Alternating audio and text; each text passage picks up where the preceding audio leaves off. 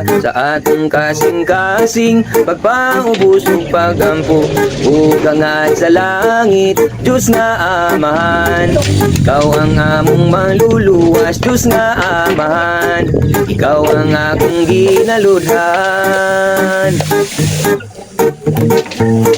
Matagadlaw ikaw ang akong unahon, ang imong pulong nagaingon gugmang parihon. Ako imong anak nga nagampo kanimo, ako dili perfecto pero ikaw naghimo gugmang parihon ta sa atong kasing-kasing pagpaubos ug pagampo ug hangad sa langit Diyos nga amahan.